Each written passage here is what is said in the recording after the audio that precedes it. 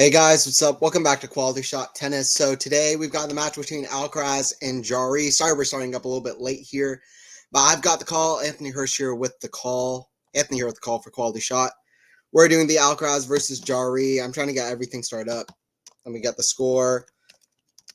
How are you guys doing in the chat? This is the semifinals of Buenos Aires. Very excited to call it. Let me know some predictions in the chat. We always get a lot of people in here for Jarry, which is fun.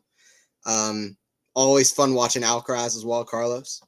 Good evening from Greece. Hey, what's up, Nicolas? What's up, Nicolas? It's a bit of a sad day for Greek fans, though, isn't it? With Sakari and Tsitsipas both going out of the tournament. But anyway, both going out of the top 10, I should say. Dropping out of the top 10. Tsitsipas out of the top 10 for the first time since 2019. Alcaraz and Jarry. It is a rematch from Rio last year. They were at 1-1 in the first set, I believe. Just getting underway. Trying to get the scoreboard going. Let me get the scoreboard. And then I should have everything. What's up, guys? Just getting started here. Score. Up here. Okay, cool. All right. Let me get this going. Let's get it going. Getting everything set up. Nicolas Jarry, if you haven't watched Jarry, very solid player. He's going to be back in the top 20 in the world this week. He's very good on clay courts. He's a pretty complete player. You know, sometimes he lacks that big weapon, but he can hit some big shots. And on clay courts, both these guys love clay courts. Actually, that's their best win percentage. That's where they both have their best results. And, Alcaraz is the big favorite, but we'll see what Jarry can do. Because, Alcaraz hasn't always been fully Alcaraz mode in the last 6 months or so. All right, here we go. Alcaraz at the line, 1-1, 30 love. Getting everything set up. Serve to the backhand of Jarry. That's in the net. 40 love for Alcaraz. Always love watching Carlitos. I'm also just not worried about Carlos, even though I just said, Alcaraz hasn't always played his best mode. I'm just not that worried at all for Carlos. And it's not to do with the fact that I think he's just like, okay, it's not to do with the fact that I think he's going to suddenly just start playing like a guy who's going to win 25 majors or something. But he's such a good player. He's just such a good player. And he doesn't have to win 20 majors or, automatically go into that mode. I just think he's still going to win a lot more majors and he's still going to be a great top player for a while. And I feel like we have everything in front of us to believe that, I think, despite having a ever so slight dip in level. Alcaraz with the smash, by the way, put away. And now it's 2-1. 2-1 in Buenos Aires. Just getting started. I've got Alcaraz in 3 sets. Alcaraz in 3 sets. I was going to say 2 sets, and then I said Alcaraz in 2. Or I want to say Alcaraz in 2. I said Alcaraz in 3. Hey, what's up, Julian? We need a wholly own. Okay. Carlitos trying to get it done. Hey, what's up, Joe? Good to have you. It's good to have you on the Center Rounded stream as well. I just came back from playing tennis, so I don't know what happened with the Rabakna stream earlier, by the way. I wasn't supposed to call that one, but I'm not sure exactly what happened with it. But anyway, that one got scrapped. Sorry for being a little bit late to this one, but I'm going to be here to the last point calling this one. That should be fun. Yeah, not sure what happened with that other one. Everybody waiting for that. Hey, what's up, Max? Maxen, what's up? Good to have you in here. Like always, a lot of people in the chat whose names I recognize a lot. By the way, the winner of this will play the winner of Diaz Acosta in the final, or Acosta in the final, I should say, Argentine player. He's very good on clay courts as well. Tommy Paul just beat Tiafoe in Delray Beach, and Sinner beat Griekspoor in straight sets, which is a great victory, just like last year. In the semifinals of Rotterdam, that happened in Rotterdam, 6-2, 6-4, okay. Nice. Seems like a better performance from Yannick. I didn't get to catch it, though. And, Demonor beat Dimitrov, so RIP the one-handed backhand. There will be no one-handed backhands in the top 10 for the first time in history, ever. So, literally ever. So, there you have it. Literally ever. The game has evolved. It has changed. Max, yeah, I hope you had fun playing tennis. Did you play with anyone? Yeah, I did. I took a bit of a drill, a bit of a lesson. I played with 3 other people, some older, some younger. There's a guy named Wilson, which I always feel like his name is very, it's very, very poetic to the game. He's playing the right sport with Wilson rackets. I don't know if he plays with a Wilson, but he's playing the right sport.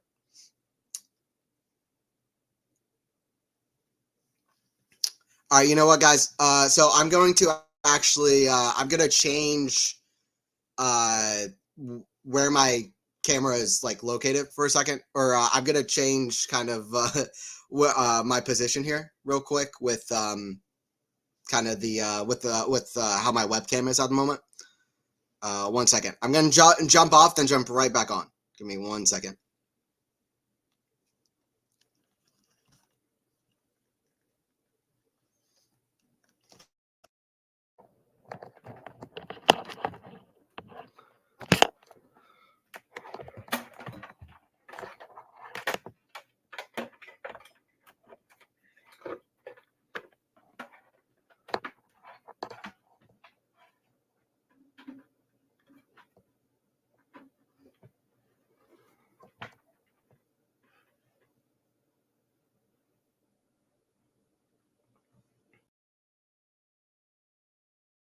All right, what's up, guys? Back for this one. Let me get the scoreboard going. All right, we got everything. We got everything going here.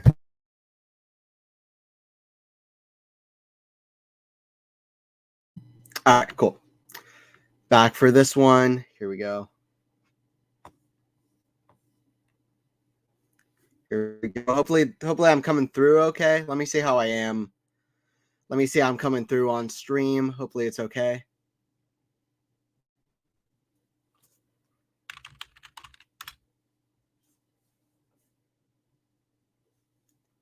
Hopefully it's okay. 30 all here with Jarry serving.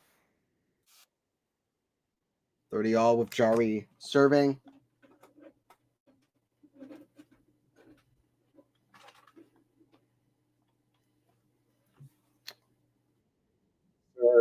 From Jarry into the net. Second serve.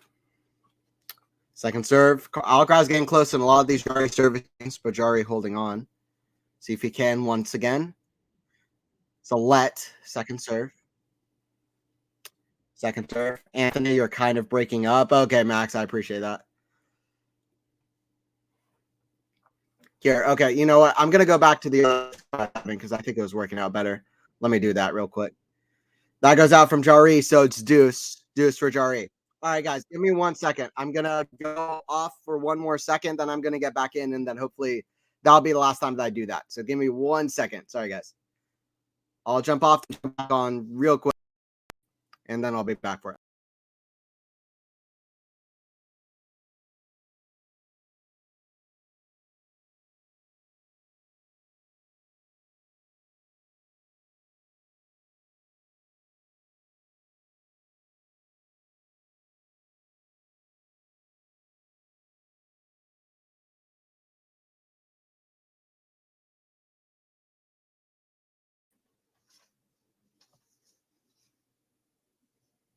All right, sorry about that, guys. All right, cool. Now it should be smooth sailing. Now the stream should be smooth sailing. We got all the waves out of the way. Hopefully now it should be fine. Advantage for Jarry. Okay. Hopefully I'm coming in cleaner now. Let me get this set up right. Cool. Paul beat Tiafoe 6-2. 6-2. That's so crazy. That's so crazy. Paul is playing so good. He's on a win streak, and Tiafoe is just totally kind of lost the plot. Both those are talented guys. Kind of below the kind of, Taylor Fritz tier, maybe even Sebastian Corda with how Ben Shelton, with how people are talking about who can really win majors. But, they're both talented guys, and Paul is way better now than the other, way better than Tiafoe at the moment. Anyway. 2-2 as Jarry gets the hold. 2-2 as Jarry gets the hold. I appreciate everybody sticking through. What's up, Ben? Like and subscribe. Yeah, guys, don't forget to like. Don't forget to subscribe as well. Oh, let me get the scoreboard on here. So everything's looking good.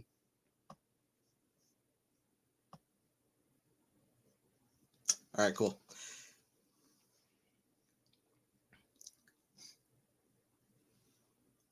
I thought about playing with other people for tennis, but I don't know anyone that wants to play. Yeah, I'm lucky because, like, my brother and my dad kind of coach, and occasionally they don't have a person that shows up, and they're nice enough to, my brother, particularly Benjamin, he lets me play sometimes, and it's good. It's good. It's good to play with other people and have friends who play, play on a team or on a league. I like competition. Like, practice is like, I like competitive play more than I like practice, which is never ideal, but that's just how I'm wired, for better or worse.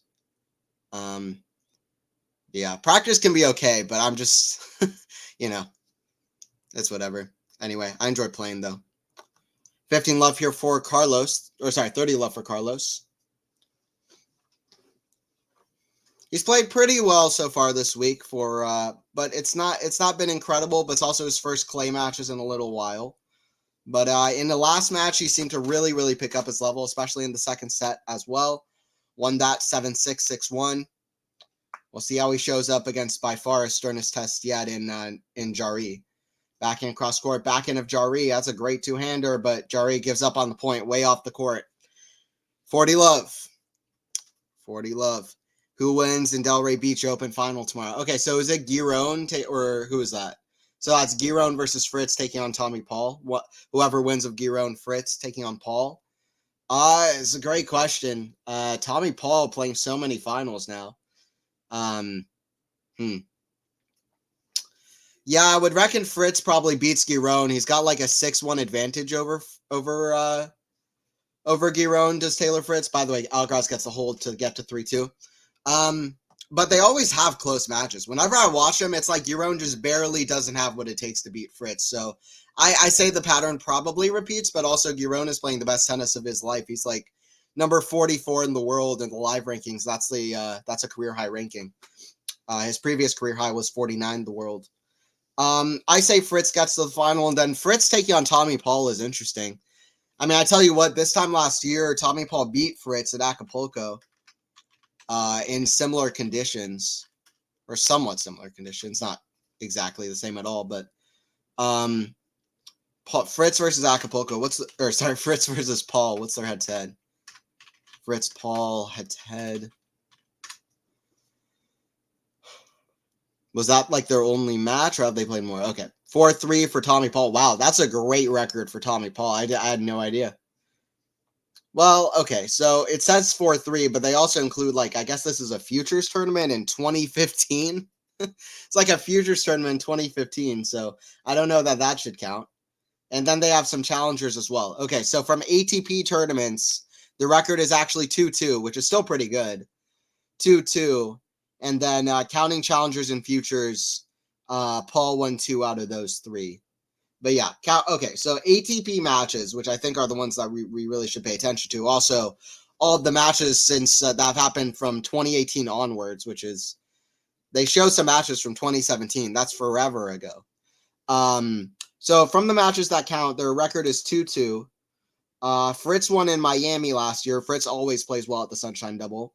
But Paul beat Fritz at that epic in Acapulco. Then in 2021... they seem to play once every single year. They played in Stockholm, and Paul won 6-4, 6-4. So that's a good victory. Paul was unseeded. Fritz was seeded.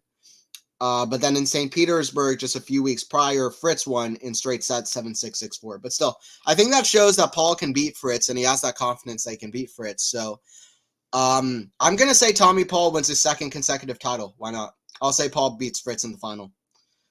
Backhand. I was really impressed with Paul. Good evening, Anthony. I'm on the road to listen to your brilliant commentary. Thanks. Just stop by to say hi. Hey, I appreciate you, Mike. Thank you. Thanks, Mike. I appreciate that. I don't know it's brilliant commentary, but I appreciate it. I try my best. Do you think Cam Williams can make the ATP top 50? Of course, with the right coach like Gil Gross. Now, that is a question I love. I'll get to that. Love 15 here for Carlos. First, going to focus on the match. It's a crazy question. Serve down the T forehand of Carlos, the forehand of Jarry. That's a good forehand of Jarry. He's got a great forehand. I mean, listen, if I was to pinpoint the thing, even his coach says, the thing that Jarry needs to improve, he's a pretty complete player. The thing Jarry needs to improve is having that big weapon. So if I was to tell you any big weapon that Jarry has, I would point to the forehand. I think the backhand is solid too. Like I said, he's pretty complete, but I would probably point to the forehand as a weapon that can attack pretty consistently. So it can attack pretty consistently. Backhand to the forehand of Jarry, backhand of Carlos, way up high. Forehand of Jarry, backhand of Carlos, way up high to the forehand of Jarry. That goes out, 15-30. 15-30. Alcaraz fist bumps a little bit. Carlos is coming. 15-30. It's getting interesting. It is brilliant. Okay, I appreciate it. Mike drives safely. Yeah, absolutely. Yeah, please do. Demonor versus Rublev is an underrated rivalry. Completely agree.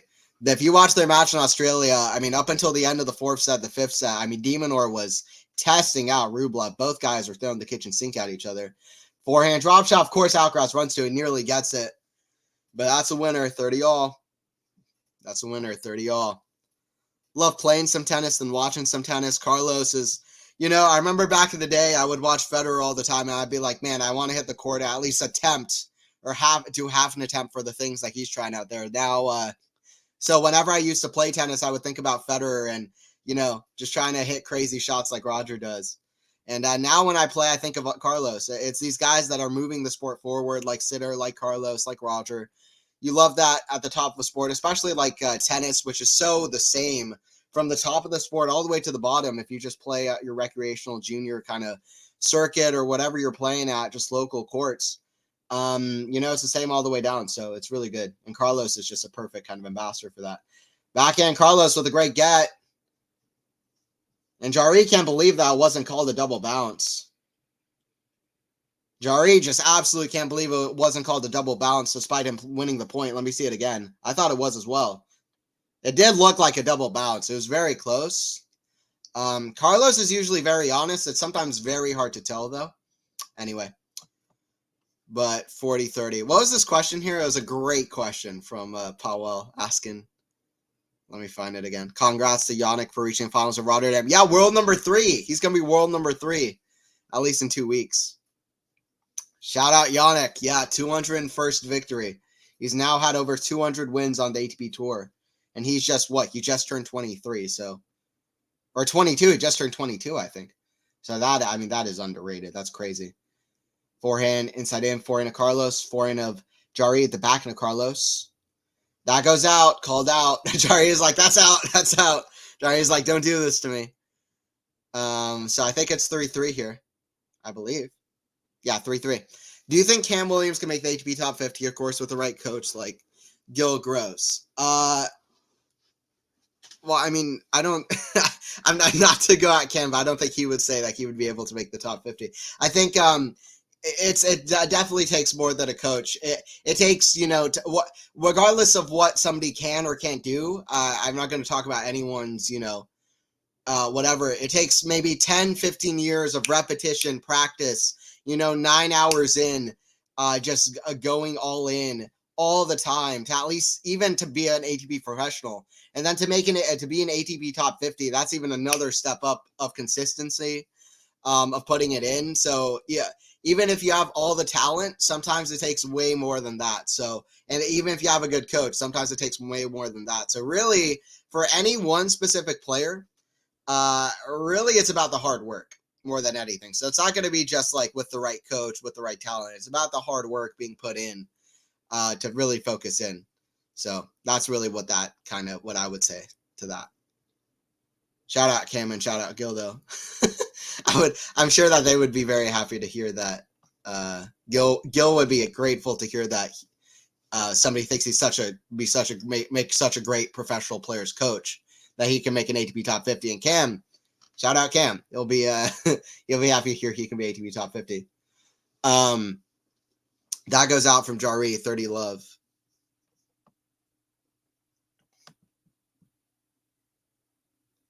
Joe, that's great. They had great experience meeting up apps in the UK. Give it a chance. Nice. Very cool. Yeah. Meeting up and playing tennis is very, very cool. Puts you in contact with people with similar interests. Yeah, exactly. Who does similar take over as number 2? He'll take over Medvedev as number 3. We'll see if he can become number 2 as well. He's right behind Carlos. Actually, this match could be important. This match could be important in terms of how far behind Carlos Jannik is. Because, let's see, live rankings. This isn't updated. ATP rankings, live rankings. Actually, it might be updated. I think Medvedev hasn't lost his points yet. Anyway, I'll look it up after this game. 40 love for Carlos, 3-3. Carlos serving well so far, which is a good sign. Serve out wide, kicked, back in return. That's on the baseline, and that's a winner from Carlos. 4-3. 4-3. Okay, so, hold up. Live rankings. Okay, so Jannik, if he wins Rotterdam, let's say Jannik wins Rotterdam, right? If Jannik wins Rotterdam, he'll be 5 points ahead of Medvedev. So if he wins, he'll be number 3 in the world automatically. But it actually doesn't matter because Medvedev will drop points due to not playing, I believe, in Dubai. So not playing Dubai, he'll drop points. Or maybe Doha, but I think at least Doha or Dubai, maybe Doha. Not playing Doha, he'll drop points, and that'll be enough for now Jannik to pass him. Because now Jannik is only 165 points behind him now. But okay, let's just say that Jannik wins Rotterdam. Let's say that Jannik wins Rotterdam. He's got Alex de Minaur in the final. He always plays well against de Minaur. So I think that Jannik will like his chances. So Jannik is at 8,270 points. Carlos is at 9,105.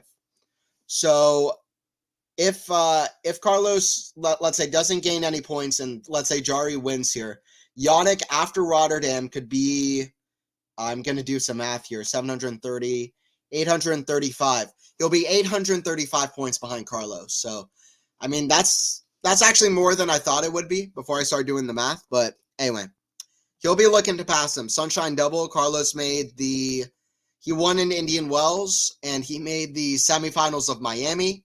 Then he won in Madrid, so he's got points to, he's got points to defend. Jannik also does as well, but I think most people would predict that Jannik is going to do better than a semifinal in Indian Wells. And he might just win Miami. I might even bet on Jannik winning in Miami because Jannik always plays so well in Miami. Anyway, Jannik and Carlos both pick it up to such an extreme in Miami. I mean, we saw with their match last year that they played against each other in the semis, but aside from that, I mean, if you watched Carlos play in 2022 in Miami, I mean, Carlos was just playing unbelievable. That was his first title of a big tournament that he won. That's a great forehand going behind Carlos. Carlos, no chance with that Jarry forehand. Great serve out wide. Carlos moved back into defending from way off the court and then moved back into the court. Jarry forehand into that deuce side cross court. Just too good. Carlos didn't even run for it. 15 love. Serve from Jarry. Jarry playing well so far.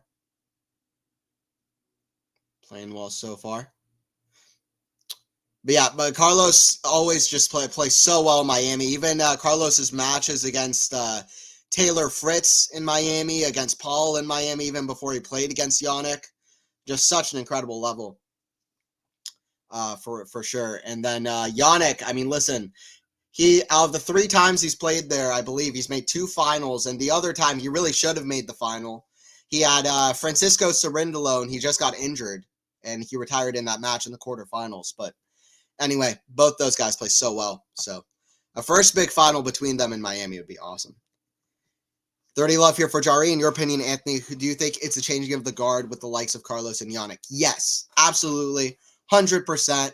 I'm all in for it as well. I'm in for the ride. I love it. I wasn't sure I was going to be when the next gen do take over from this big 3 era that I've been absolutely obsessed about since I was like growing up as a kid. But I wasn't sure I was going to be by him. All in.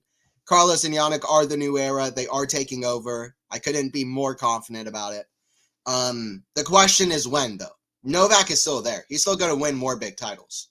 Novak is still at the top of the game. But both things can be true. So Novak is going to win more stuff, you know. He might win more majors as well. We'll see. I would predict he'll win at least one more.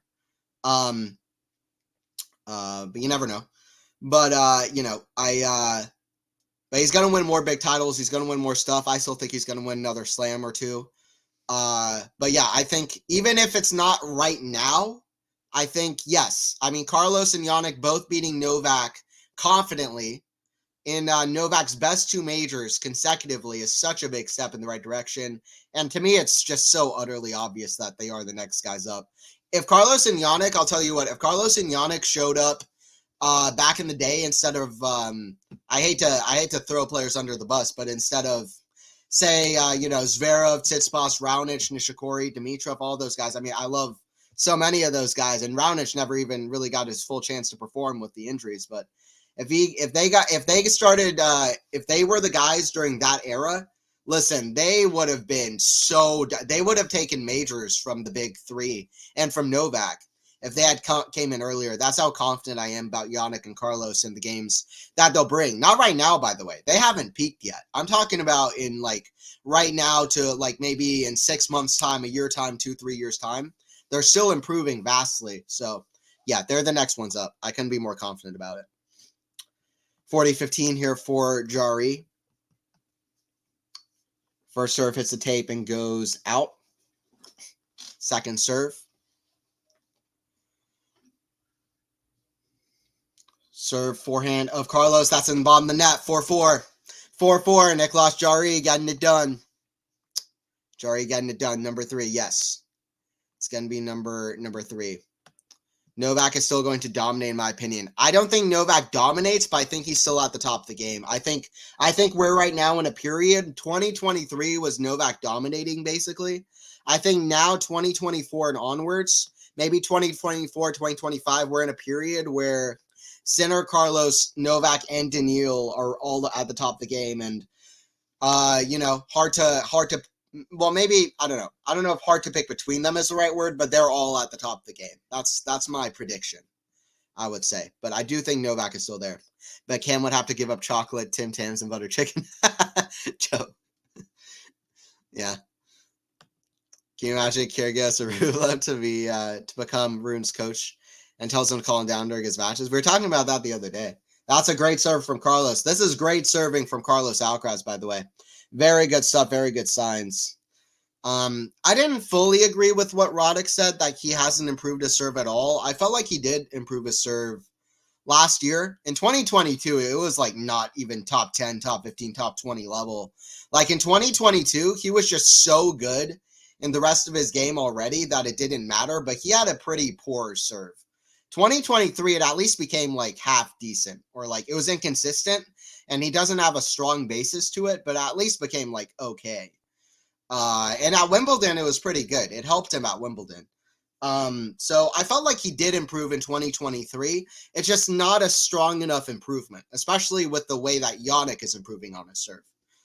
So hopefully Carlos keeps improving on it. The gist of what Roddick was trying to say, I fully agree with him. I mean, he is such a great analyst for the game, one of the best, but I didn't fully agree. I think he did improve his serve. He did a lot of things really well. He's got more consistent pace off of the serve. So many times in 2022, he was hitting like kick serves. He stopped doing that as much in 2023. He still had that as an option to kind of have it as a switch up, but much more consistent pace off the serve for Carlos, even if it wasn't fully consistent. But yeah, hopefully he keeps improving upon it though. Because he needs it badly, no doubt. 30-all, Carlos back into the net. Jarry lock. Yep, TV on then. Yeah, we'll see what happens with Jarry. It should be interesting. When do you think Djokovic next tour win will be? Next tournament win? Joe, that's a good question. Actually, Indian Wells. I think Novak wins in Indian Wells. Djokovic plays crazy in Indian Wells. I'd love to see him play in Miami as well, but yeah, I think Novak wins in Indian Wells, which I think is his next tournament, right? Forehand volley. That's a great drop volley from Carlos at 30-all. It's a pretty low percentage shot, but you have to kind of change your tune when you're commentating Alcaraz because his whole game is low percentage. So anyway, he got it done, 40-30. Carlos's whole game is low percentage. For better or worse, I mean, I say that, but it's not really, right? What's low percentage for a professional player is not low percentage for a junior player or just a club player. What's low percentage for Alcaraz is not low percentage for necessarily another professional player, you know? That's in the net from Carlos. Deuce. Jarry looking as motivated and focused as ever. We're at deuce at 4-4. Kind of danger moment for Carlitos here. We'll see how Carlos responds. But yeah, I say Indian Wells. I mean, Djokovic won Indian Wells 3 times in a row. I say Djokovic wins Indian Wells. Sinner or Alcaraz win in Miami. Probably Sinner wins in Miami. But Sinner or Alcaraz, I won't be shocked by either guy. Those are my predictions. Alcaraz plays crazy in Miami. That's what made that Sinner victory last year so impressive. Advantage to Alcaraz here.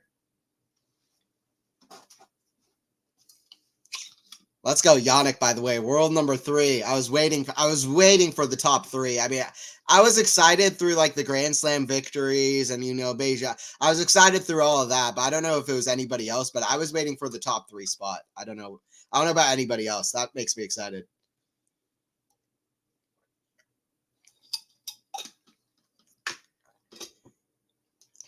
That's a good hold from Carlos. 5-4. 5-4 for Carlos.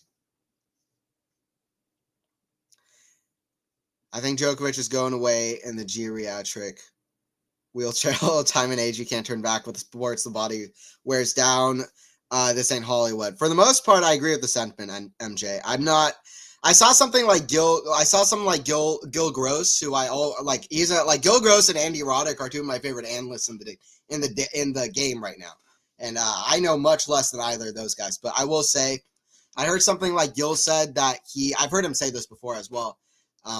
That he thinks that Novak, it's all about his motivation. His body will be there to be able to play at the very top of the game till he's like 41, 42 years old.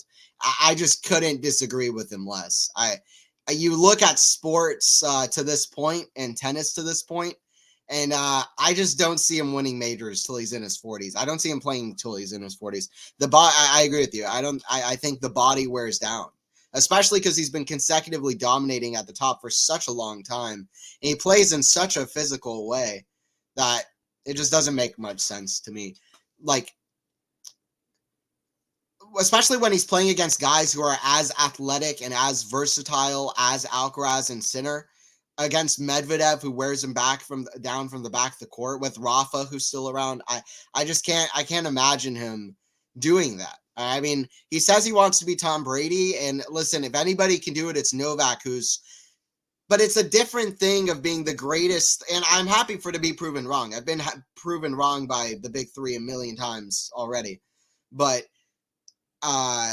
you know, he's going to win more big titles. He's still at the very top of the game, but it's much harder to be like, it's incredible. He's the most amazing and dominant 36-year-old ever, but it's much harder to be the best 36-year-old ever by far than to win titles at an unprecedented age, such as 37, 38 years old, win majors. Because Ken Rosewall won 2 majors when he was 36. Roger was still winning majors when he was 36. He was the oldest world number 1 ever at 36, but 37 is the big one. That's the unprecedented age. And even if Novak manages 37 because he's doing so well at 36, can he do it to 38? I think these are the little things. The little things in the physical movements are the things that people kind of take for granted. And I think it's just only going to get harder, the kinds of ins and outs of keeping up with his body athletically. I just think it's going to be too tough. But he's still at the very top of the game. I just don't think he's going to be doing it for 2, 3, 4 more years. Serve out wide, backhand. Carlos, the forehand of Jarry, inside in. That's out, though. That goes wide. Love 30. Love 30. Here we go. Carlos 2 points away from the set. We'll see how Carlos can pick up.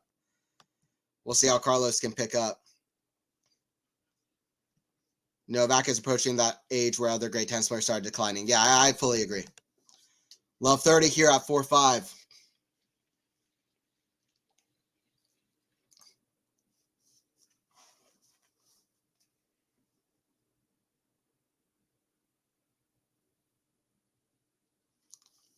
Serve forehand Carlos. That goes out. 15-30 for Jarry. We'll see how Jarry picks up here. By the way, this was a great match at Wimbledon as well on the grass courts.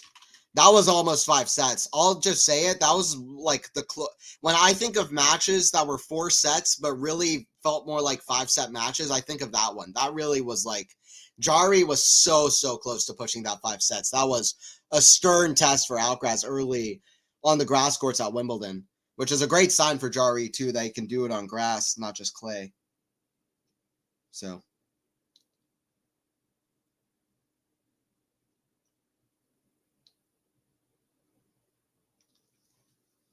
$30 all here. Serve from Jarry.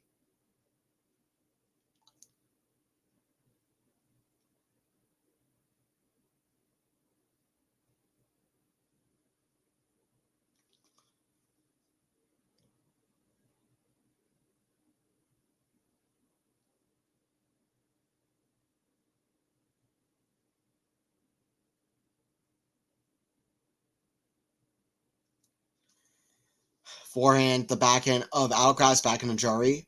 The backhand of Alcaraz, backhand of Jarry. The forehand of Alcaraz, shanked up high, forehand of Jarry.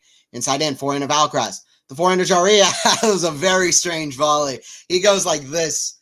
Jarry goes like this. I think I hit a few volleys like that today, but they weren't that impressive.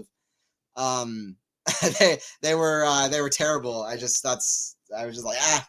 But Jarry did it well, 40-30.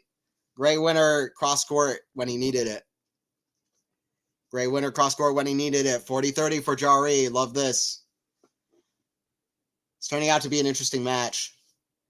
This could be, this could be one of these matches. I don't think Alcaraz likes playing against Jarry. I really don't. Because they've already had quite a few tough matches. I mean, it's 2-0 for Alcaraz, but both times Jarry really looked like he could, he might run away with it a little bit. So, anyway.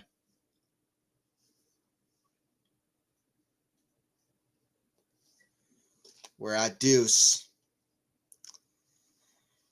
I remember their match last year as well on clay courts, where they played, and it was very close. It was very close. It was at Rio, and Alcaraz lost the first set 6-7. It was 5-5 in the second set before Jarry really picked up his game. Before Alcaraz really picked up his game. And Alcaraz hit one of the most sensational one of the most sensational shots I've ever seen in my life, to be honest.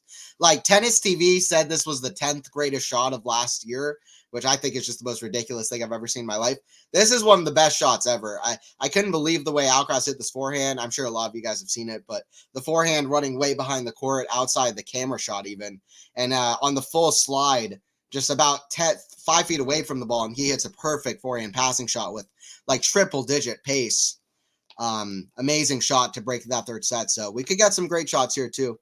Okay, Jarry with some great serving. First, a 200-kilometer-an-hour serve on the deuce side. Then a great serve out wide. Alcaraz backhand the net. We're at 5-5. Jarry holds. Were you just practicing, or did you play a match today, Anthony? I was just practicing. I was practicing drills with some people, warming up, doing drills like, hitting cross court to each other and trying to come to net, finish off the points, stuff like that. Just practicing serves. It was fun. It was good. I always enjoy it. I do enjoy playing matches more. I love the competitive aspect of it, but it's always good to practice as well. I definitely want to do more videos of me playing. I'm going to do that because it's fun. I think it'd be fun. Jarry way behind the court to return the serve. 5-5. These two have only had close matches. Rio last year was very close. And Jarry was at 3-0 in break point in the fourth set against Alcaraz at Wimbledon to push it 5 sets. Alcaraz clutched up like he did in Rio as well. The crowd is way involved into the match, by the way. They're freaking out after every point. South American crowd. I mean, listen, every crowd, no matter where you're at. You love Carlos. All the crowds root for Carlos, but they also rooting for Jarry. 15 love. Love the atmosphere. It's like Davis Cup. Serve from Carlos. It's not a great serve. Second serve coming. Kind of just a kick serve. And he missed it.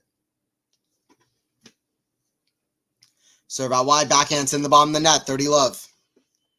30 love. Can I play tennis with you? Yeah, hell yeah. Oh, well, I don't know. Yeah, if I'm ever around and there's an opportunity, then for sure. Hey, what's up, Gary? Gary St. Laurent.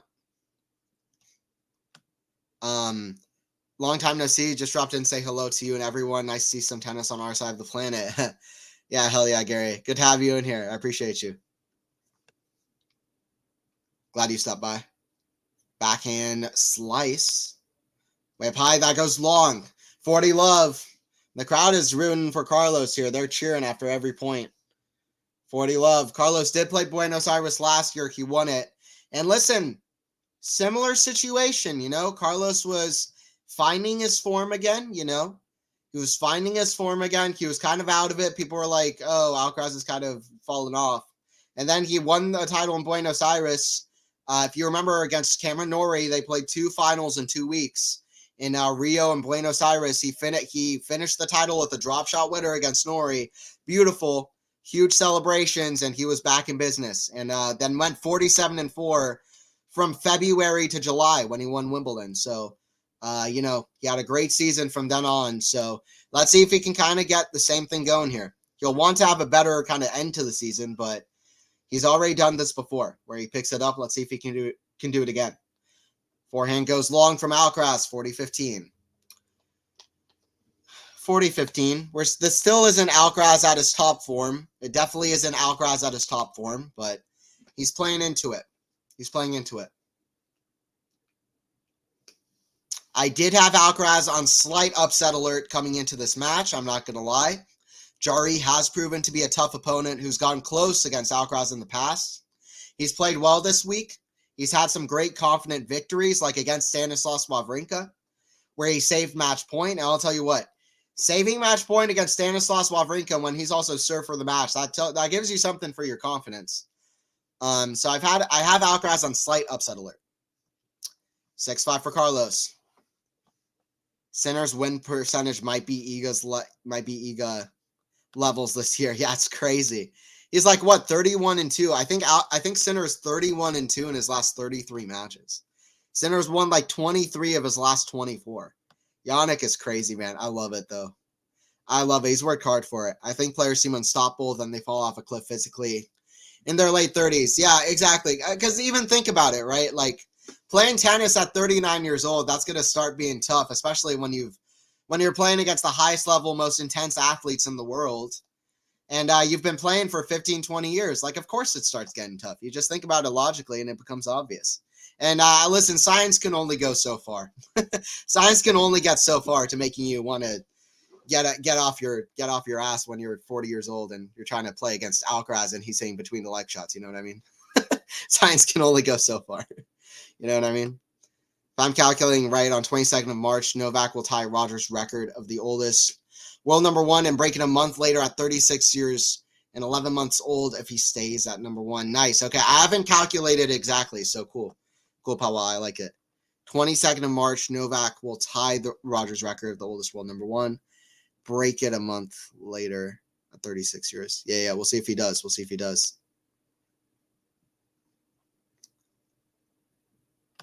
Powell, I will hire Gil Gross as a coach, take a flight, and we can play a match. That's not fair. I don't have Gil in my corner. Okay, I'll try to get Cam and see what I can do with Cam. If he can fly down from Australia, it'd be fun. It'd be great to see the quality shot commentators play each other one day. Yeah, hell yeah, I would love to. I manifest it strongly. It will happen at some point. That's a great shot from Alcaraz. There you go. Great shot from Alcaraz. The crowd loves it too. He's trying to break here. Love 15. These two always play great points against each other. I mean, listen, return of serve. He just kind of flicked the backhand for a perfect winner down the line. Hey, what's up? Classic Hindi Songs and Sports. What's up? Hey, Classic. Yeah, what's up, Classic? In the chat. Love 15. What can Carlos do? He's trying to find his best form. And I'll tell you what, Jarry is always around when he's finding his best form. That's called in with Jarry's serve, 15-all. Jarry is always around when Carlos does something special. At Wimbledon, Jarry was really Alcaraz's first big test at Wimbledon. Then Alcaraz, did something special in that final. And, you know, then in Rio, when, you know, Alcaraz was starting to really pick up his level on the clay courts, and before coming into Indian Wells as well, he was right there for him. So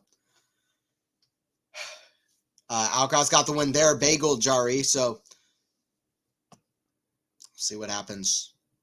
There should be an annual tournament for QualityShot commentators. The problem is that we're so global, Powell, but if we could figure something out, you know, maybe it would probably be most likely if we could meet up in the UK. That seems like the most likely spot for everybody to meet up. I don't know about some of the new commentators like Hannah and Sharia and Flo as well, where they're located, but it seems like maybe UK is the spot. Forehand, inside out, that's a great shot from Jarry, 40-15. I said Alcaraz in 3 sets, but let's see what happens. Jarry has taken a set off Alcaraz in both their other meetings, which is a great stat for Jarry. Like I said, winner of this one plays the Argentine that is Diaz Acosta. Serve from Jarry. Let's see if he can hold and push this to a tiebreaker. Just like happened at Rio this time last year. That's a good serve from Jarry. Both these guys are serving well, to be honest, so far. So it feels fitting we're going to a tiebreaker. All right, guys, if you're watching stream, let me know in the chat. What do you think is going to be the score in this tiebreaker? And who do you think is going to win it? What's going to be the score in this tiebreaker? Who's going to win? I'm going to say Jarry wins the tiebreaker. I'll say Jarry wins 8-6. I'll go Jarry 8-6 in the tiebreaker. And then I'll say Alcaraz wins the second and the third set. But I'll go Jarry 8-6. Let me know in the chat who's win this tiebreaker, what's going to be the score. If you get it right, I will shout out your username. I'll shout you out in the chat.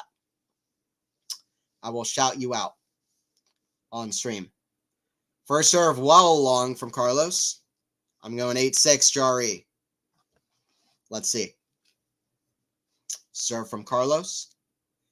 Kick serve. That's a double fault. 1-0 for Jarry. Double fault. Double fault.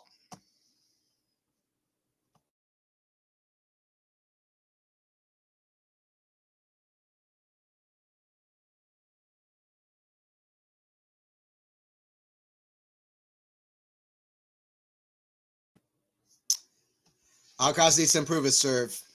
There's no doubt about it. Jarry is doing well off the serve. He's also going out wide and like down the tee, like equally. By the way, like he's doing really well off the serve and placing the serve. He's hit great serves from all sides, and you know, he hung in early in a few of the service games. That's been important.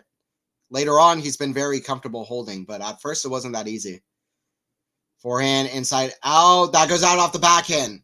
1-1. That Jarry backhand can break down. I think he can break down more than his forehand, which is, you know, he's great off both wings, but that forehand, I think, is the bigger, more consistent, reliable weapon that Jarry has. That goes out. 1-1 here. He can just get a little bit awkward with his shots, hit them too close to him, you know? And it makes sense with kind of his height to get out of the way of the ball, his movement. 1-1. Jarry serve.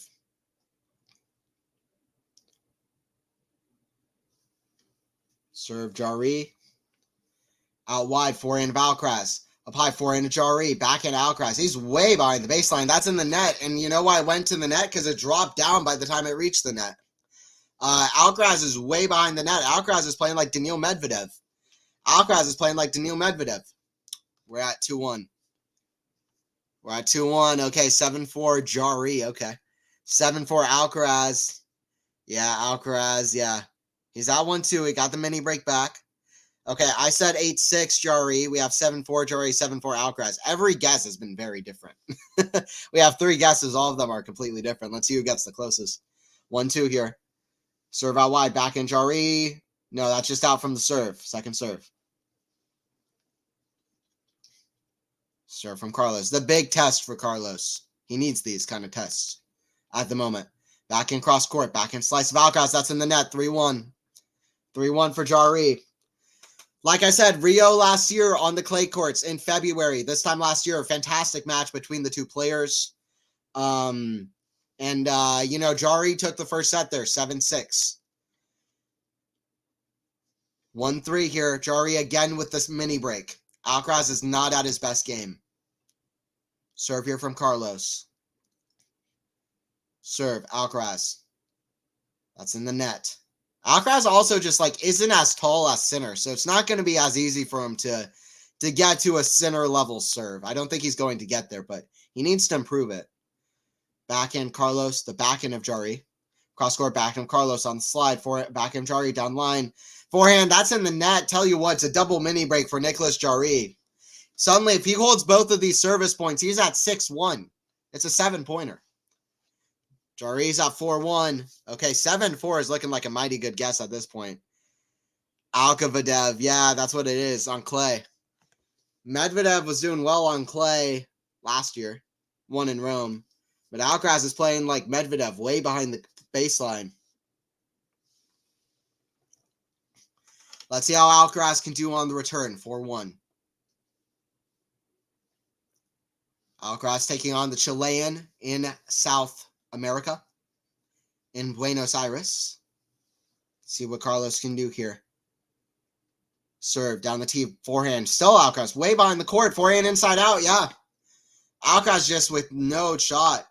They're looking at the mark. It looked in from my angle, but Alcaraz concedes that it was in. It seems like 5-1. 5-1. It looks like Jarry's looking to take this first set. He's in prime position. He's in prime position.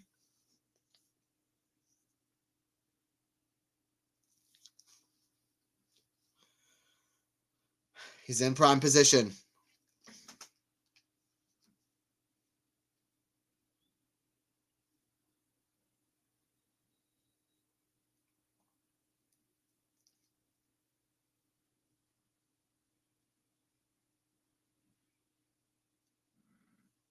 All right, 5-1. It's looking like this is going to be 3 sets.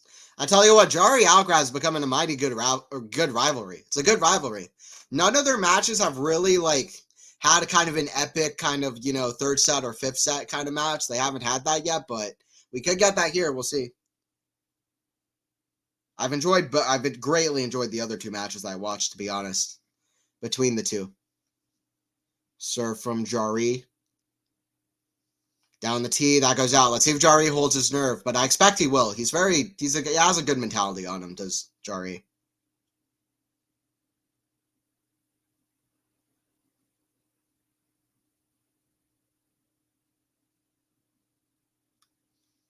Backhand. That's in the net. Why is Alcaraz so far behind the baseline?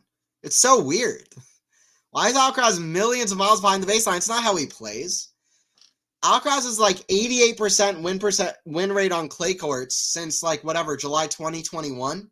That's a real stat. He's 88% win rate on clay courts. He doesn't play like this on clay. He doesn't need to.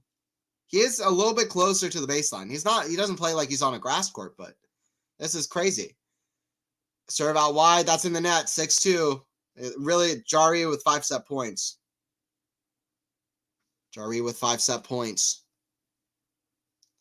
Looks like I lost, yeah. Yeah, Powell. Well, we'll see if he can at least do something, but it's not looking good for Carlitos.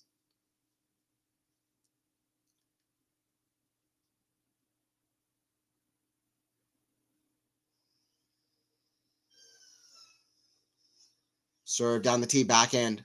Forehand Carlos, that's in the net. Nicolas Jarry takes the first set. He's looking for upset trouble in Buenos Aires. He takes the first set 7-6. And we'll see what Jarry can do. Like I said, I really think this is a tough opponent for Carlos. I don't think he likes playing Jarry so much. I don't think he likes playing Jarry so much. Which is crazy, by the way, because Carlos, 90% of his first serve points won, which is crazy. But Jarry doing well, too. That said, Carlos, no aces. Jarry, 5 aces. 75% of his first serve points won. Neither guy able to break. It came down to the tiebreaker, and Carlos, a few poor service points at 2-1.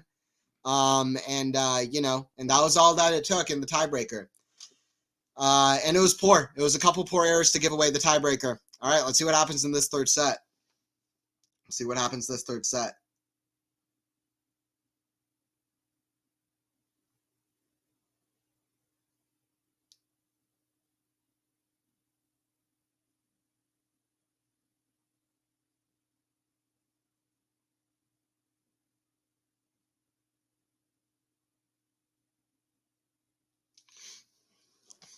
Wow, yeah. Jarry confidently took it too. All right, who got the closest then? So, Powell, I'm sorry to say it. You were off, but I appreciate the guess anyway. It was listen, that fell apart for Carlos quick. Let's see if Alcaraz can rebound. All right, so Joe, you said 7-4, Jarry. I said 8-6. So yeah, Joe, you're definitely the closest. So shout out to Joe. Shout out to Joe Mama in the chat. He said 7-4 for Jarry. Ended up 7-2. All right. Second set gonna get underway soon.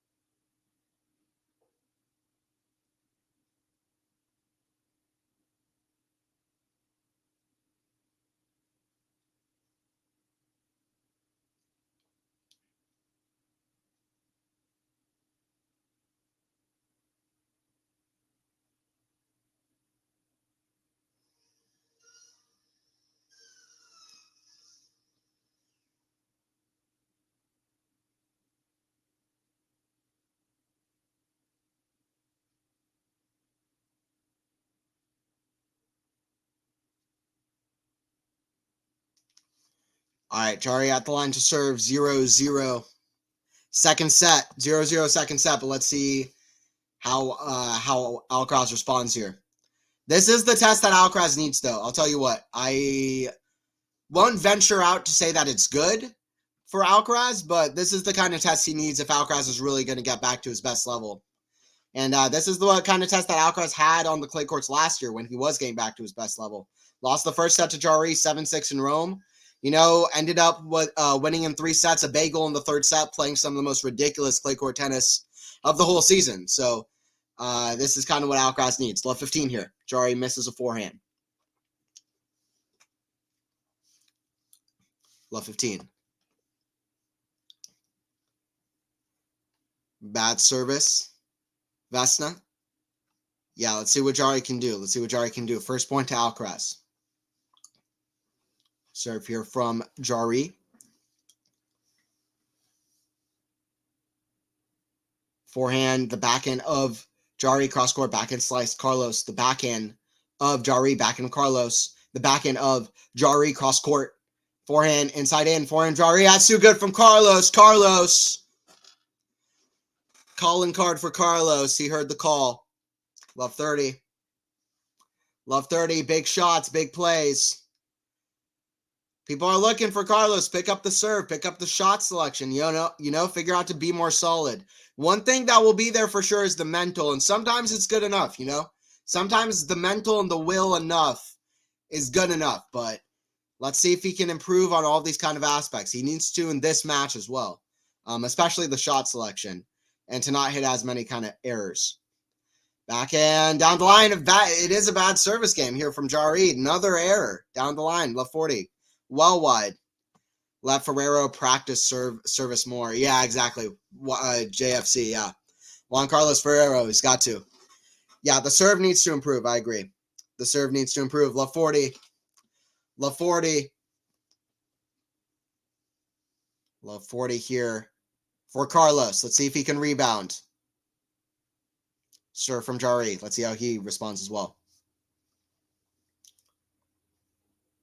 Serve out wide. That's a good serve. 15-40. 2 has too many double faults. Has too many double faults. How many does he have now?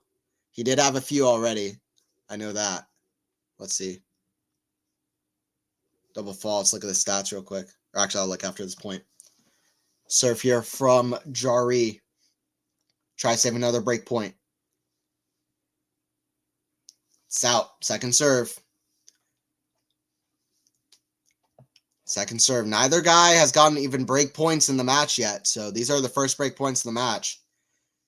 Not good signs for Jarry. Like I said, Carlos is winning 90% of his first serve points. So, I mean, his serve is actually working decent in some ways in this match so far. for the most part. Jarry isn't getting that close in a lot of his service games. Forehand of Carlos, the forehand of Jarry. Cross court, big, come on, a big vamos. We are back in business, 1-0. For Carlos, Alcaraz. I want to see whoever wins the match, and I don't like whoever wins the match. I want to see a Jarry Alcaraz third set that's really, really hotly contested, because they play some great matches. But, after their Rio match, Alcaraz won 6-0 in the third set. It was a fantastic match, but the match wasn't really very much celebrated after it ended. It was like, okay. And then after Wimbledon, they played a 4-set match, and people were like, well, whatever. But that was a fantastic match, too. If it went 5 sets, everybody would have been talking about it. So, and it very nearly did. So I hope that this is a great match, because they've only played really good matches so far. But looking at the stats so far, is this match stats? So, yeah, I mean, Carlos is serving pretty okay. He could make more first serves in, especially because he's only at 50% on second serve. But that's not terrible either. I mean, he's doing pretty decent. I think winners to errors would tell us more, but it doesn't even have the winners to errors stat here, but I might find it anyway on another website that's doing live stats. Let me see if SofaScore is doing live stats for the match, because I'm sure winners to errors will tell a bigger story for what we're seeing so far from Alcaraz. That's always a big stat for him, is winners to unforced errors. So, okay. Alcaraz Jarry live score. They're doing it right now.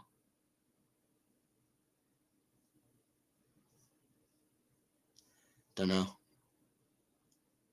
I can't find it for this match going on right now, but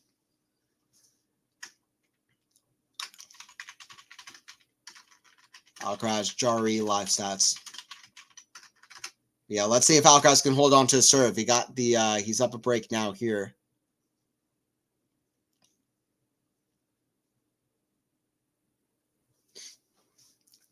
15-all. Second serve here for Carlos. Like I said, he's only 50% win percentage on second serves. Serve into the backhand of Jarry. Back at Carlos. Drop shot. That goes wide, though. 15-30. That goes wide, 15-30. When Carlos misses a drop shot wide, I think an angel loses its wings. It's not something you want to see. It's not something you want to see.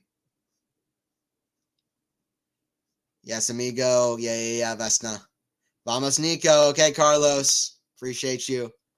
Let's see what Nicolas can do. He won the first set. Let's see if he can get this break back here at 15-30. Big point. Big point. Serve back in Jarry. Cross court. Back in Carlos. Back in of Jarry. Back in Carlos. Back in Jarry. Back in rally. Back in down line. Redirected. Carlos gets it just, but he gets it. And just is all that it takes in tennis. 30-all. It was a great redirect. Because Jarry can rally off that backhand. It was good depth as well. Carlos just got, that was just as close to getting out as it was to getting in. It must have got the outside edge of the line, but it did. 30-all.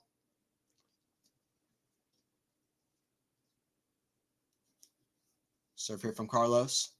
Serve out wide. Forehand Jarry. The forehand of Carlos. It's a bad error from Carlos off the forehand. Just routine.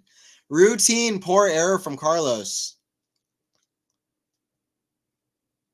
Routine poor error from Carlos. So 30-40.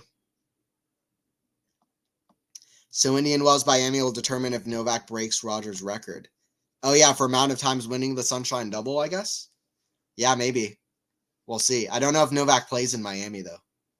He's set for Indian Wells. I don't know if he plays Miami. Backhand in the net from Jarry. Ooh, that was a bad miss. Deuce. It was a nervy miss. It was right there for him. Deuce.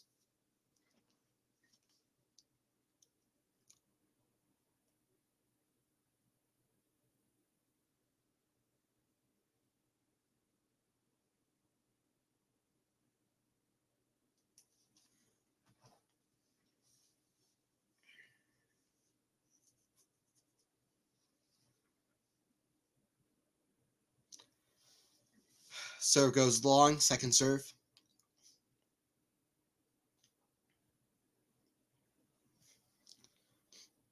Backhand of Jarry at the backhand of Carlos. That goes out from Carlos. What is Carlos doing, man? These are just poor unforced errors. Jarry really trying to hype himself up for this next point. What is Alcaraz doing, man? This is not Alcaraz, man. This is not Alcaraz for how we're used to seeing him. How I'm used to seeing him. It's tough.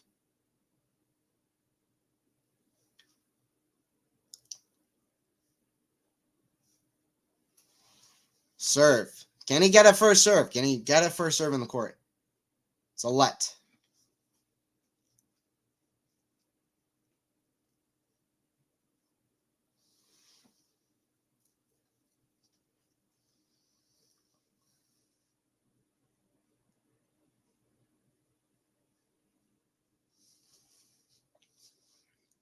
Serve out wide, back in Jarry, forehand to Carlos. Web high, it's a big vamos from Nicolas Jarry. Guess who's back in business? This is Chilean. 1-1. That's a good return game from Jarry, even though Alcaraz really was some poor unforced errors. Both things are true. Good return game, poor service game.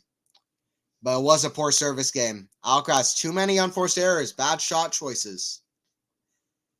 It is a problem with every match service surface. It really is. Carlos needs to improve it big time. I agree, Vesna. Carlos needs to improve it big time.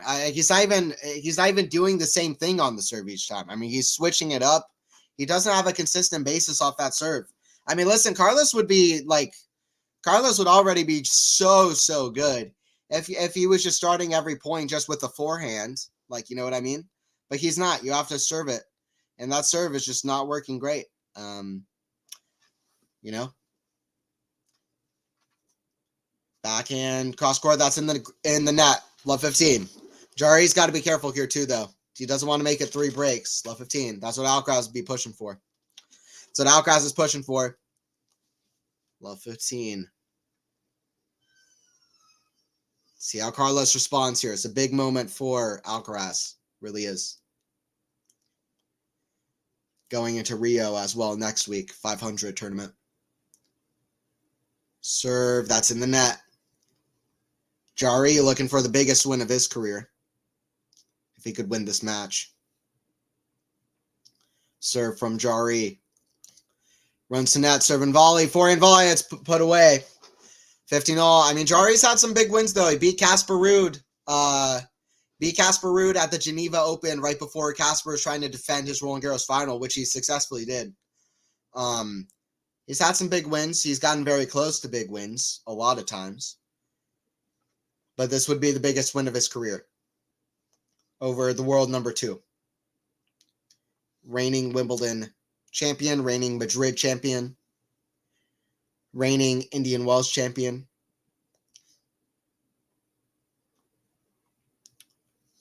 Reigning Roland Garros semifinalist.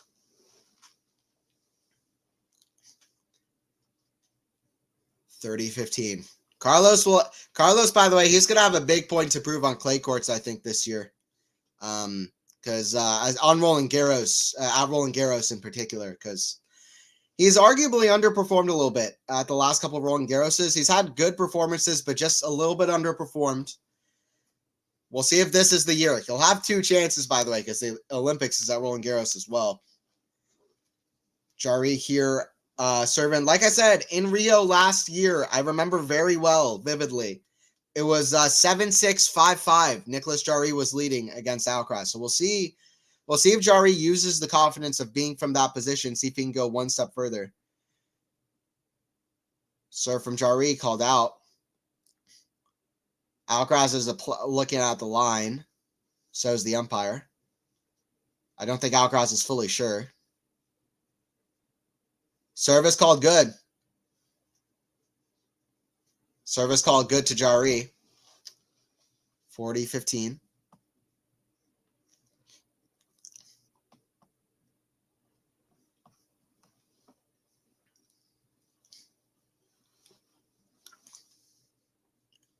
Serve Jarry. Out wide forehand of Carlos. The forehand of Jarry down line. That's a great forehand from Nicolas Jarry. That's why I love this guy's forehand. That stood out to me automatically. But this guy, I mean, he's got good hands at the net. He's got good touch. He has good intuition and instincts. It's just about always bringing that level up and having the big weapons to really compete with these next guys. That's the next step to really move up. Also, you know, bringing his game more to hard courts and grass courts. But, you know, he's already top 20. But that's what makes it so tough of climbing up once you reach the top 20 in the world. Hard enough to get to the top 20, but you want to have that big weapon. And that's what Jarry is looking for. But, you know, he has a mighty good forehand. We'll see if he can keep climbing up. This would be a great step for the Chilean if he can do it here. Because I'll tell you what Jarry's live ranking is as well. I believe it's 20 in the world, but I'll see if he can climb up with a win here. Once you reach the top 20 in the world, all the guys at the top 20 have reached so many points and are so consistent throughout the whole year. So it only gets tougher and tougher to climb up. But I'll tell you if Jarry can. 1 second. I'll take a look here.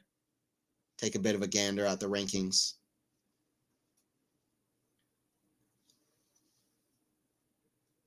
So live rankings. Okay, so Nicolas Jarry, yeah, with a win, he would climb up to 19th in the world to over Manarino.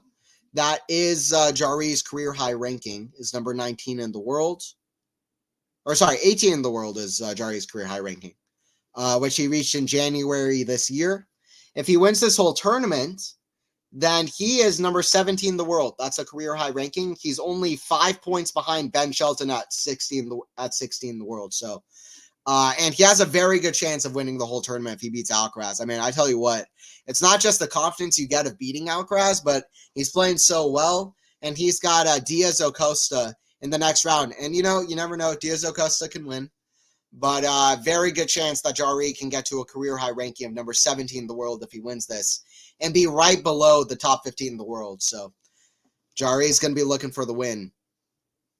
Jarry is going to be looking for the win. Serve from Alcaraz. Out wide. Alcaraz cannot buy a first serve. He can't buy a first serve. He's doing great when he's getting them in, but he just can't get them in. Serve from Carlos. Serve, kicked, back into Jarry. You know, I like Jarry, man, because he has a great backhand, too. He's not one of these guys that often runs around a forehand, hit a backhand. Runs around backhand, hit a forehand, I should say. And I like that.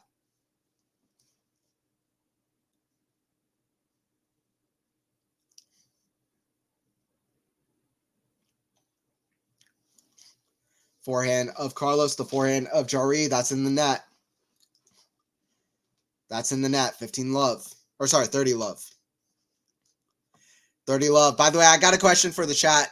How many Masters titles do you think Carlos Alcaraz is going to win this year? Let me know in the chat. How many Masters titles do you think Carlos Alcaraz is going to win this year?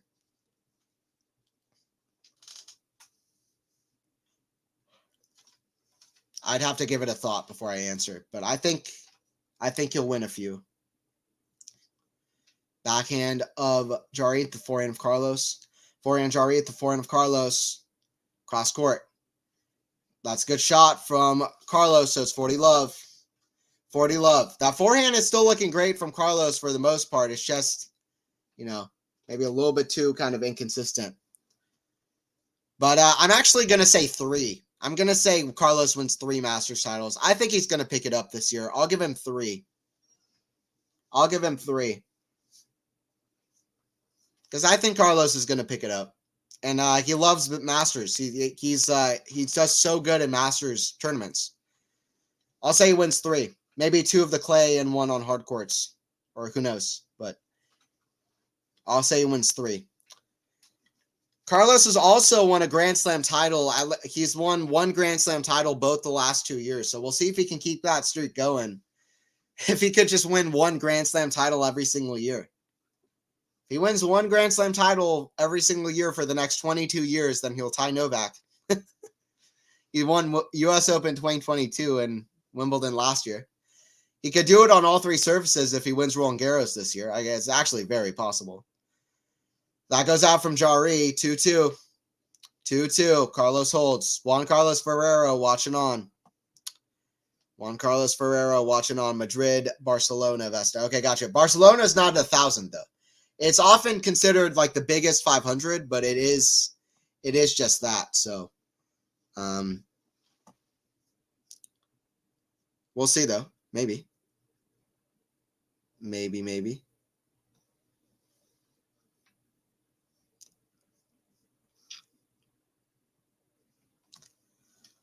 Serve from Jarry.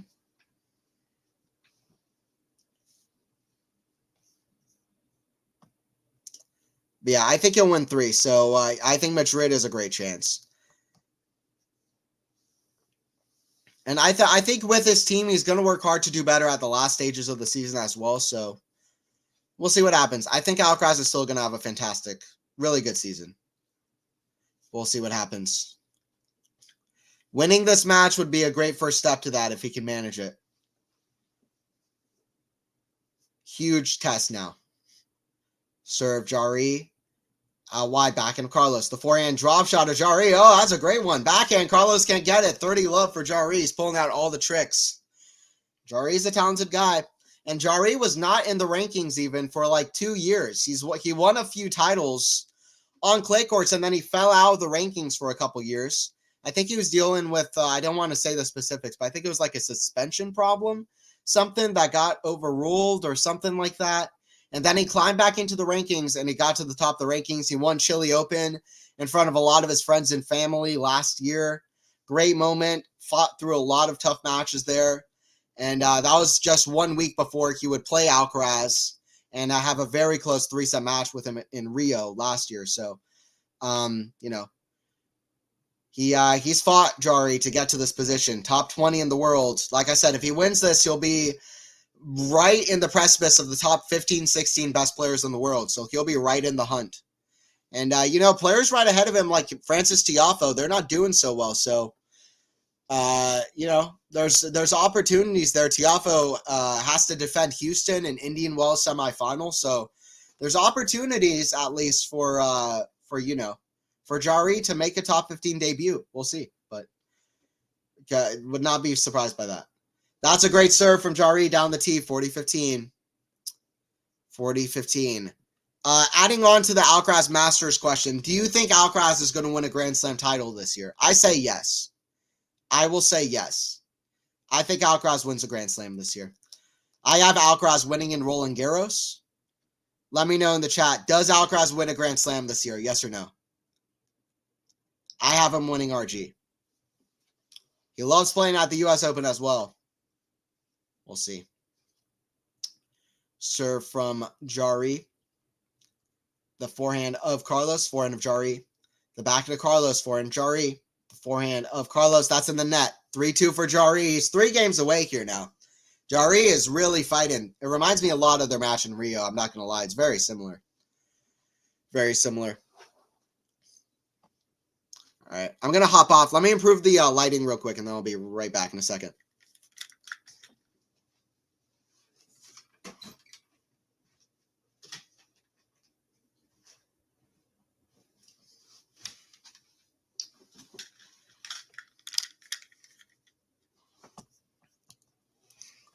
Yeah, let me know, yes or no in the chat. Does Alcaraz win a Grand Slam title this year? I go yes. I go yes. It would be funny if Alcaraz, gets the career Grand Slam and he wins, he wins the U.S. Open in 2022. He wins Wimbledon in 2023. He wins Roland Garros this year, and then he wins Australian Open next year. It's probably unlikely, especially with Australian Open, but he could work backwards. He could work backwards with the Grand Slams, win one every single year. That would be hilarious if he did that. That'd be hilarious. I mean, listen, Alcaraz's serve stats actually aren't horrible. This is the bad one, 9 for 18 on second serve. And this accompanied with that, the fact that he's had to play 18 of those points and only 29. So he's only played 11 more first serve points than second serve points, which is not good. That's not what you want. Break points converted, both the same. It really came back down to a few bad points in the tiebreaker in the first set. Other than that, Carlos has stayed close with them, but you could argue that Carlos already should have pulled ahead. But yeah, anyway, we'll see how this set kind of unfolds from here.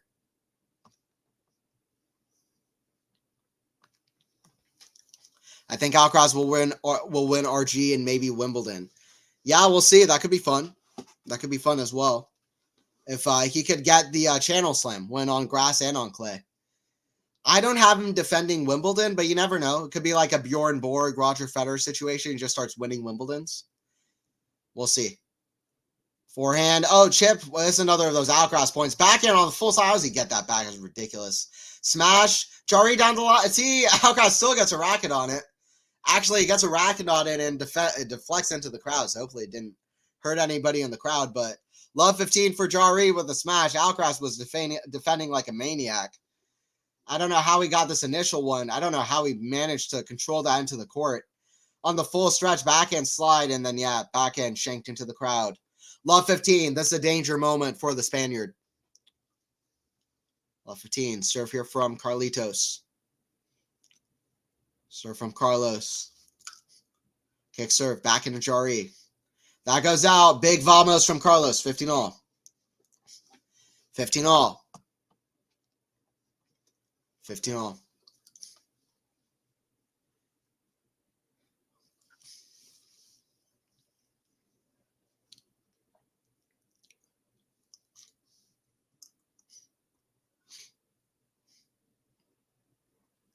Serve Carlos forehand Jarry. Oh, what a return from Nicolas Jarry, the Chilean, out of nowhere. 15-30. I'll tell you what, this won't be good for Alcaraz to lose this match. It's a tough one. I mean, people will be like, Alcaraz is done. Alcaraz is over. I mean, not even close, Ben, but he's still only 20 years old. But and he's been world number one. But what I will say is this would not be a good loss for Alcaraz. It's a tough one. It's a tough opponent. That's a backhand to the net. That's the kind of shot that Jarry needs to make. I'm sure that's the shot that he knows he needs to make if he wants to get to the next level, get to the top 10, get to the top 15 in the world. Those are the kind of shots he needs to make. Jarry, welcome to the big leagues, but if you want to get in here, you got to make a backhand like that. If you want to get up there, you want to make that backhand. 30 all. Serve, Carlos. Down the tee is just long. Second serve.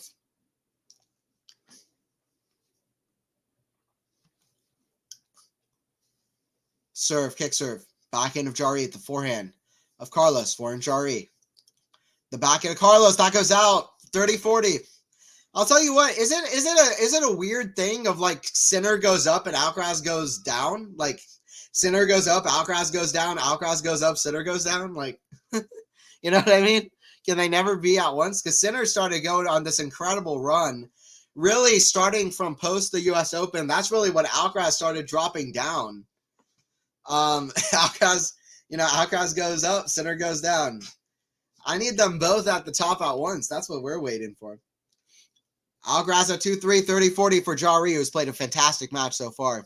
Backhand Jarry, forehand of Alcaraz, cross court. Clinical, solid. That's textbook.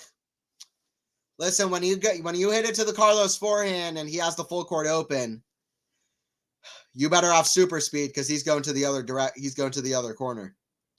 Deuce. You better have Alcaraz speed.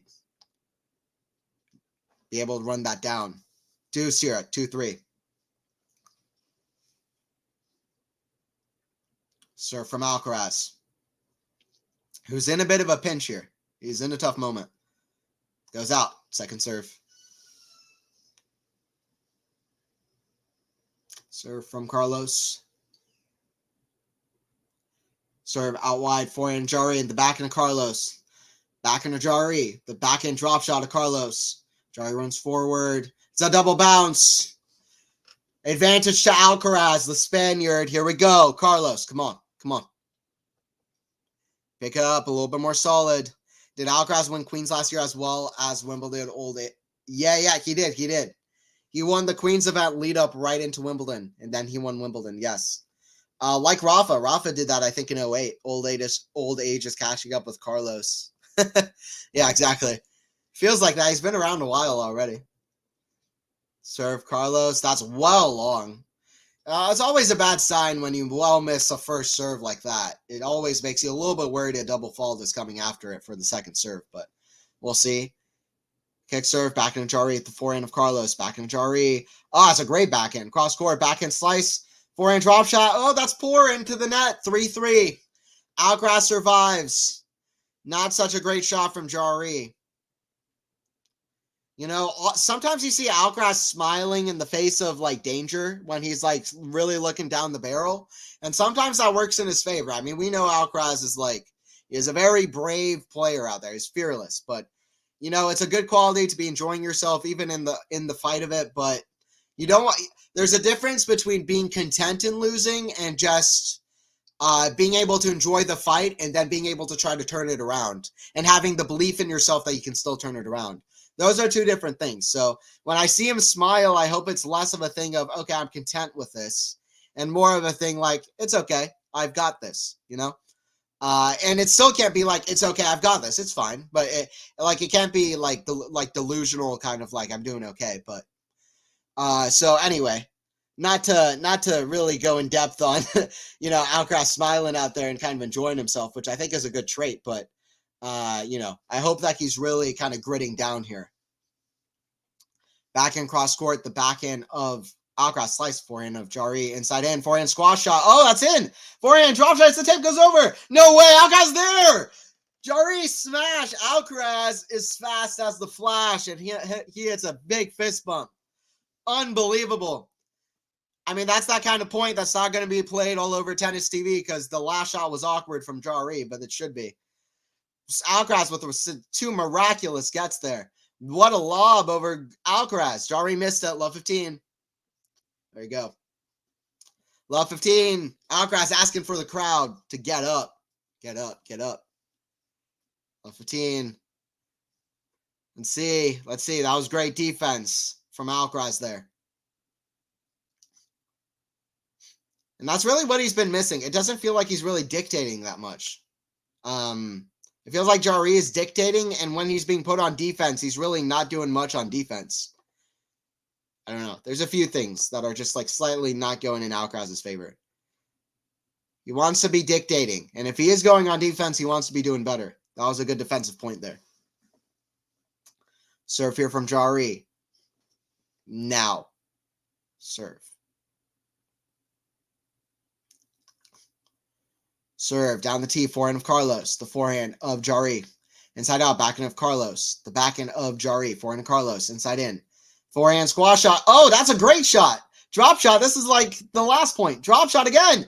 Oh, Carlos can't get there. That was exactly the last point, but Jarry was in Alcaraz's place. That was like almost exactly what the last point was, but both players were reversed. Because it was another squash shot like Alcaraz had hit, and Jarry's was way close to the net, and that was a beautiful drop shot. Like I said, Jarry has great hands. It's why he has good potential on grass courts. He's a tall guy, big shots, big game, and he's got good touch and feel as well. So Jarry should be pretty surface versatile. I would have thought that clay might be his worst surface, but clearly it's his best by far, which makes sense because he grew up in South America, you know, in Chile, where there's so much clay courts. Serve down the tee, back in Carlos, lob, smash, put away from Jarry. 30-15. 30-15.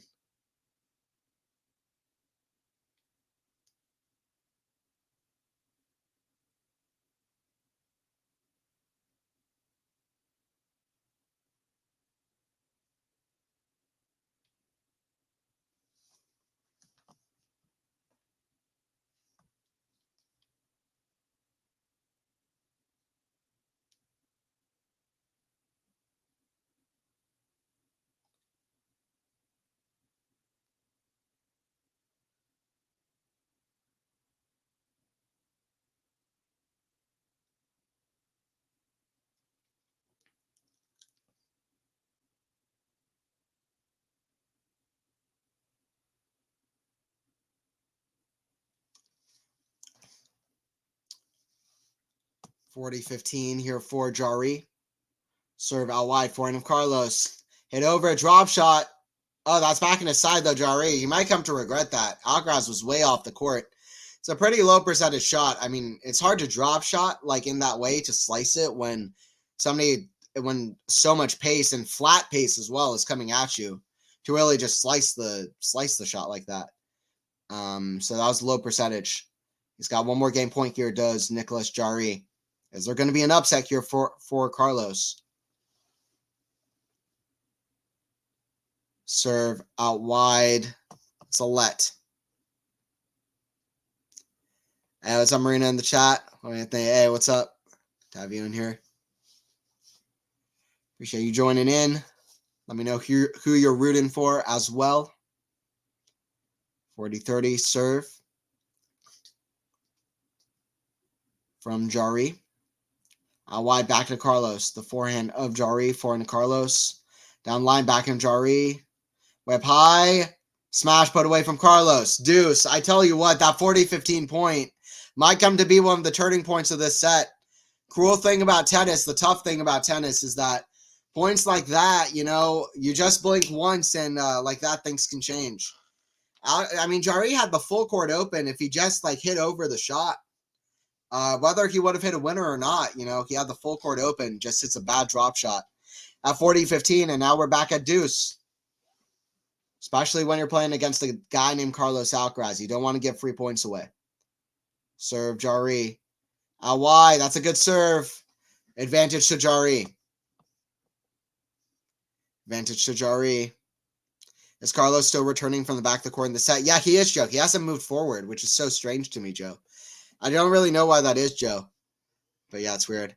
Marina, yeah, I'm for Alcaraz. Okay, nice. Let's go Alcaraz. See what he can do. See what Carlos can do. Serve. Out wide, back in. Volley. Jarry. Oh! Carlos goes for it. Throws the racket, but he can't quite do it. 4-3 for Jarry. He's 2 games away. He's 2 games away. I'm not counting Alcaraz out yet, though. I've watched too much Alcaraz to count him out. But I'll tell you what. Like, listen, Alcaraz was 47-4 coming into Wimbledon last year. Like, from Buenos Aires 2023 to Wimbledon 2023, Alcaraz was 47-4 win-loss rate. Let's see. I'm going to see exactly what his win-loss rate has been since then. So 2023 overall, 65-12. So if I would do some math real quick, 65-12. So that means 8 more losses since that point. And then also 18 wins. So 18 and 8. So he went 18 and 8 at the end of 2023. And so far, counting the Australian Open, he's 4-1. So 22 and 9. So he's 22 and 9 after that point. So 47-4, 22 and 9, which is a pretty big difference. It's still good, by the way. It's still a decent record. Quarterfinals of the Australian Open as well. Second time plays it. It's not so bad. Losing to a very good high-level Sasha Zverev, like, that's not so bad. But, you know, that's a big difference. So if he loses this match, by the way, that turns to 24-10. So big difference, big difference. So we'll see. Alcaraz really needs to pick it back up because what he was doing this time last year to what he's been doing recently is a big, big difference. We're in Buenos Aires. We're in Argentina. At the moment, I love events happening all over the place. We got an event in the U.S. as well in Florida, Delray Beach. We got an event in Rotterdam in the Netherlands. We got an event in Qatar, in Doha for the WTA. Also a 250 coming up. They're playing qualifying at the moment. Fognini lost in qualifying.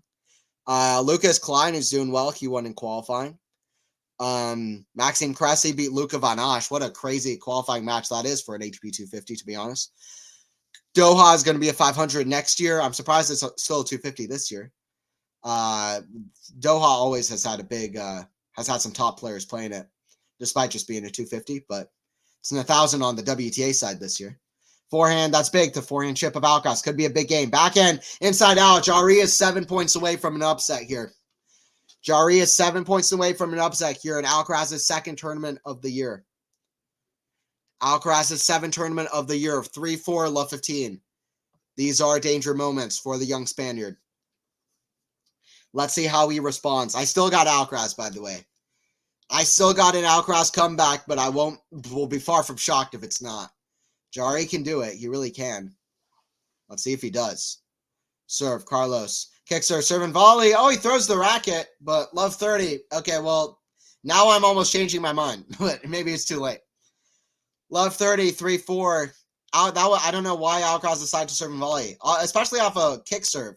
His kick serves have been falling fairly short in the court, and that one did as well. And, you know, there's not that much like interest on his serve at the moment to be serving and volleying like that on clay courts. Against Jarry, it's not like his backhand is going to be that much worse if you just go to his backhand. Serve from Alcaraz. He's in a pinch. Serve. Down the tee is a let. Alcaraz has to wake up. Alcaraz has to wake up. Serve from Carlos. He's taking a moment here. He's taking a breath. Love 30. Serve from Carlos. Serve Carlos down the tee. Backhand of Jarry. The backhand of Carlos. The backhand of Jarry. Backhand drop shot of Carlos. Oh, what a drop shot. I hope that gives Carlos some confidence. 15-30.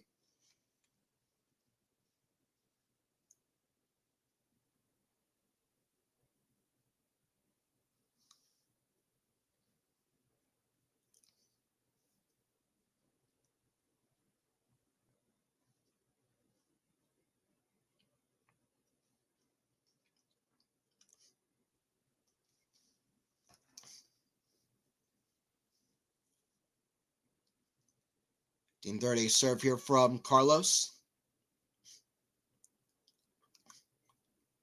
Serve Carlos out wide, back in Jarry. Forehand drop shot of Carlos.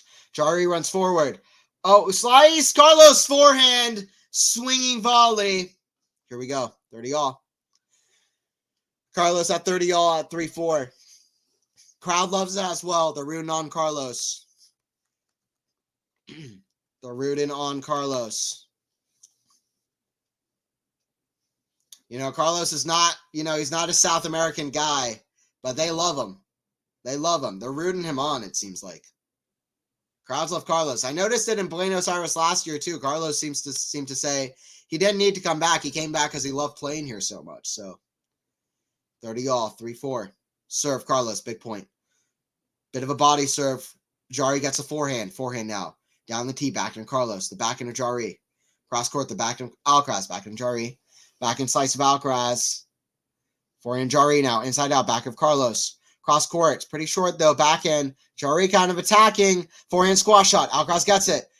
A drop shot. Alcaraz can't get it. It's a break point for Jarry, and this is one of those screenshot moments if anything does happen of it. If Alcaraz can make anything happen here, and if it's not a Jarry upset, remember that whatever point is about to happen, because this is a big moment for Jarry to really break this match open. Alcaraz managed to break Jarry once in the set, earlier in the set, but he doesn't want to go down a break. Absolutely not. Jarry at 30-40. See what Alcaraz can do, how he responds. A lot riding on this next point. Serve from Alcaraz.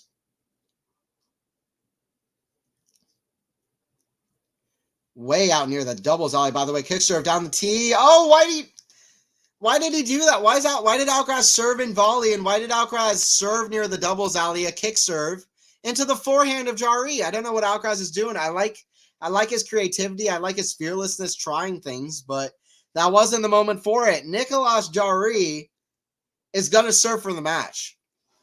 He is one game away from taking out Alcaraz. And it is an ATP 250, but it's still not great stuff for Alcaraz. Nicolas Jarry, he'll be number 19 in the world in the live rankings. Even more important than that, if he wins the final against Diaz Acosta in the final, then he'll be number 17 in the world, right behind Ben Shelton. 5 points, I believe, behind Ben Shelton for number 16 in the world. So this is a big moment for Jarry as well. Keep rising up the ranks. Every Chilean tennis fan watching the screen at the moment, seeing if he can do it against Alcaraz. He's gone close a couple times. Serve. Out wide. Forehand of Alcaraz. Forehand Jarry. Inside out. Back of Alcaraz. That's in the net. 3 points. 3 points away. Sad for Alcaraz. He's really played poor in some of these big moments. Being a Carlos fan, watching his matches are nerve-wracking, Max. Yeah. I feel it. Same. Alcaraz needs to mature his game. Absolutely. 110% at Buchan. I'll tell you what.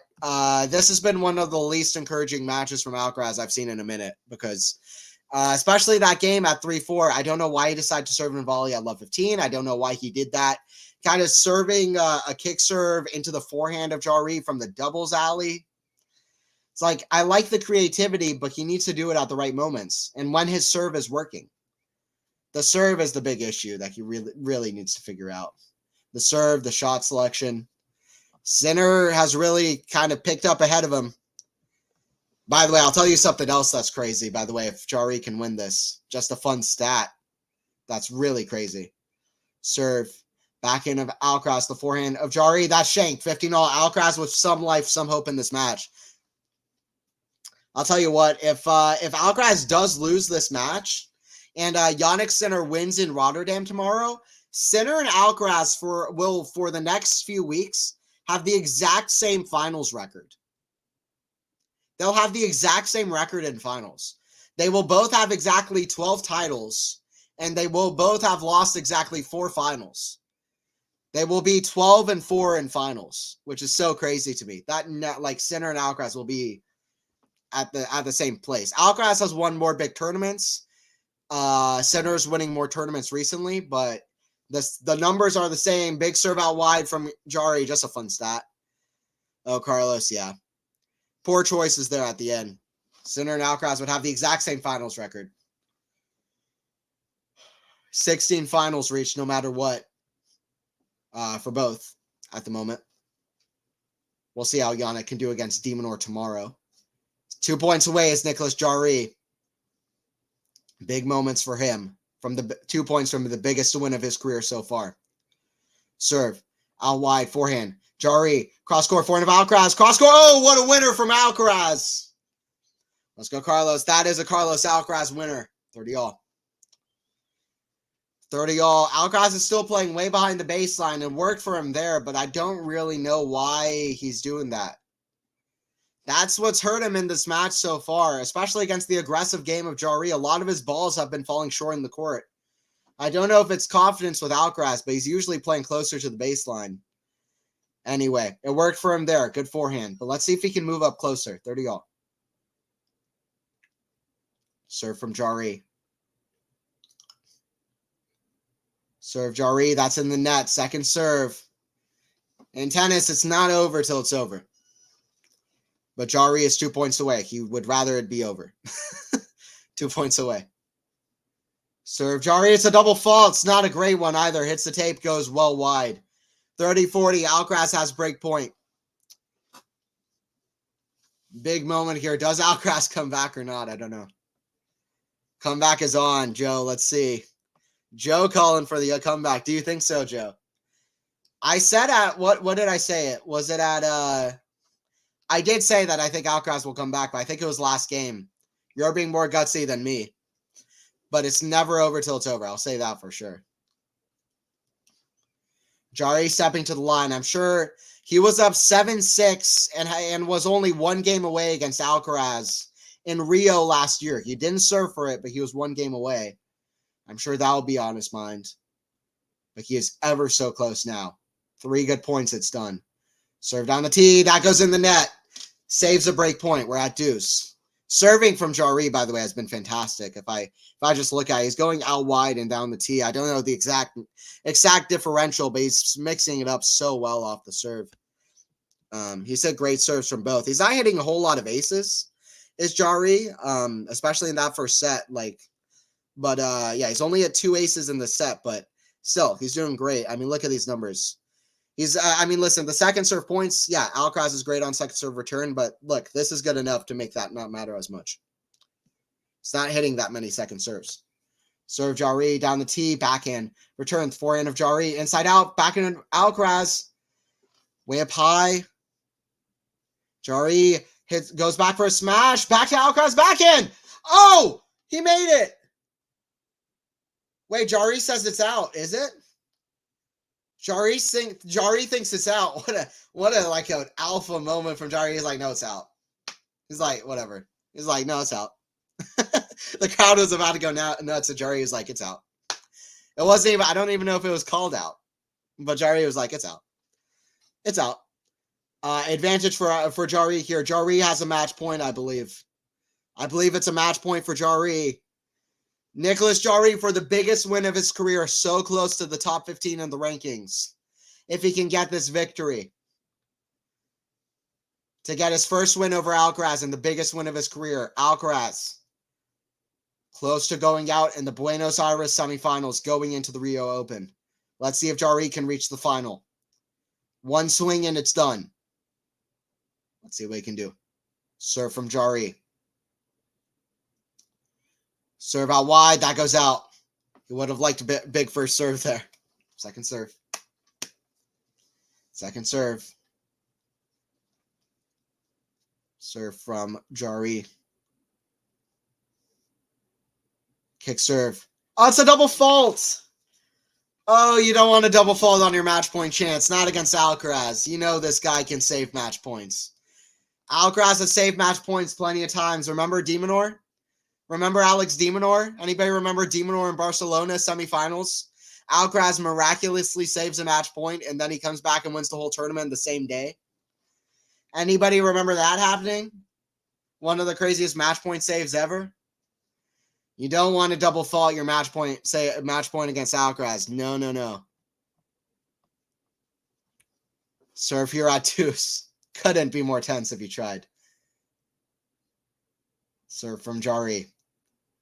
Crowd waiting to see what happens. Backhand. Return forehand. Jarry comes to net. Backhand. Pass. Jarry volley. Forehand. Carlos lob. Jarry backhand smash. He can't get there though. Gets over Jarry's head. The crowd stands up. Oh, sorry about that. Crowd stands up. There you go. Advantage for Alcaraz. Advantage for Alcaraz.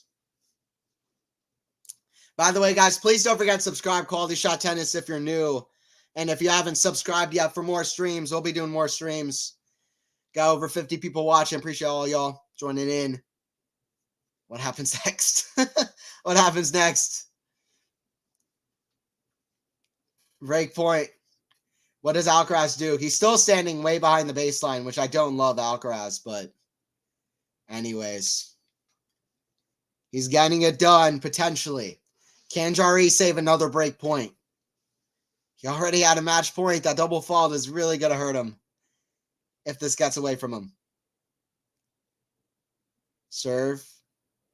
Down the tee. That's a great serve. Forehand. Alcaraz somehow gets it. Backhand lob. Jarry smash. Put away. Heart of the Chilean there. Heart of the Chilean there. I'm a bit surprised by how much this crowd has really gone behind Alcaraz. It's been a bit surprising to me, but still, they're really cheering him on. Joe, yeah, please, Alcaraz, come back. Okay, Alex. Do you think he can, Carlos? Do you think he can? I don't have the stat of how many times he's saved match points and come back, but I know he's done it quite a few times. He's come back in a lot of matches that he nearly always comes back in a match, whether he wins it or not. And when he loses a match, nearly always, he at least comes back and wins a set or something. That's happened so many times with Carlos. Forehand. Goes into the back of Jarry. Cross court. It's a great angle. Forehand. Jarry runs around the backhand. Inside out. Backhand slice. Alcaraz defending way behind the baselines. It's short though. Forehand inside in. Jarry comes to net. Backhand pass. Oh, Carlos throws the racket. Carlos throws the racket. You rarely see Carlos doing that. An advantage to Jarry.